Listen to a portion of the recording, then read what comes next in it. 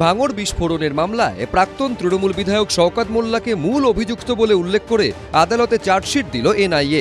বিধানসভা ভোটের নির্ঘণ্ট ঘোষণার মাত্র 6 দিনের মাথায় বিকট শব্দে কেঁপে ওঠে ভাঙড়ের চালতাবেড়িয়ার দক্ষিণ বামুনিয়া গ্রাম। স্থানীয় বাসিন্দারা অভিযোগ তোলেন, নির্মীয়মান এই ঘরে বোমা বাঁধার সময় বিস্ফোরণ ঘটে।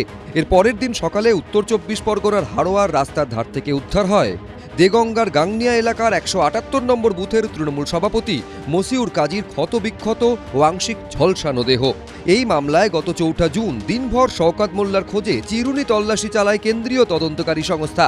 প্রাক্তন তৃণমূল বিধায়কের বাড়ির পাশাপাশি তার অফিস, ছেলের রেস্তোরাঁ, আত্মীয়ের বাড়ি, পঞ্চায়েত সমিতির সহসভাপতির বাড়ি, বিস্ফোরণের দিন নিহত তৃণমূলের বুথ সভাপতির বাড়ি, ধৃত তৃণমূল নেতার বাড়ি এবং বিস্ফোরণের দিন ব্যবহৃত অ্যাম্বুলেন্স চালকের বাড়িতে হানা দেয় এনআইএ। টানটান নাটকের পর তার পরের দিন রাতে রুবির মোড় থেকে অভিষেক বন্দ্যোপাধ্যায়ের ঘনিষ্ঠ বলে পরিচিত তৃণমূল নেতা শওকত মোল্লাকে গ্রেফতার করে এনআইএ। সেই মামলার 87 দিনের মাথায় মঙ্গলবার ব্যাংশাল কোর্টে 65 পাতার চার্জশিট জমা দিল কেন্দ্রীয় এজেন্সি। বিস্ফোরক আইনে চার্জশিট জমা দিয়েছে এনআইএ। চার্জশিটে শওকত মোল্লাকে মূল অভিযুক্ত হিসেবে উল্লেখ করা হয়েছে। এনআইএর দাবি, ভোটের আগে ভয় দেখানোর জন্য বোমা বাঁধা হচ্ছিল। ঘটনার সময় শওকত মোল্লা তৃণমূলের বিধায়ক ছিলেন। গোটা ঘটনার নেপথ্যে তিনিই ছিলেন। সাহস করে কেউ তার নাম বলতে পারেননি, তাই তার নামে তখন এফআইআর হয়নি। তদন্তে শওকত মোল্লা কোনো সহযোগিতা করছেন না বলে দাবি করেছে এনআইএ। দেখুন, এরা বলেছিল না খেলা হবে, তো জনগণ সত্যিকারের এদের সাথে খেলছে।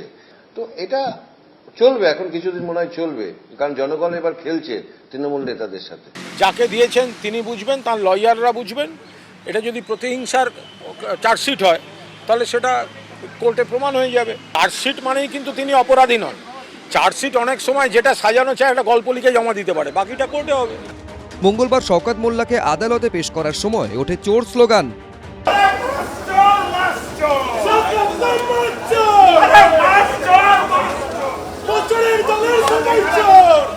প্রাক্তন তৃণমূল বিধায়ককে লক্ষ্য করে ডিম ছোড়া হয়। শওকত মোল্লাকে দেখে একের পর এক ডিম উড়ে এলো এবং তাকে লক্ষ্য করে ডিম ছোড়া হচ্ছে। আমরা দেখছি আইনজীবীদের একাংশ তারা কিন্তু মাতচোর বলে স্লোগান দিচ্ছেন এবং তার সাথে সাথে ডিম ছোড়া হলো শওকত মোল্লাকে লক্ষ্য করে। এনআইএর তরফে আবেদন করা হয় শওকত মোল্লাকে যাতে প্রেসিডেন্সি সংশোধনাগারে না রাখা হয়। তৃণমূল নেতার আইনজীবী বলেন, এবার ওর জেলটাও কি ঠিক করে দেবেন? এনআইএর আইনজীবী বলেন, আমরা ওর সুরক্ষার জন্যই বলছি। আবির দত্ত, আশাবুল হোসেন, দীপক ঘোষ, এবিপি আনন্দ।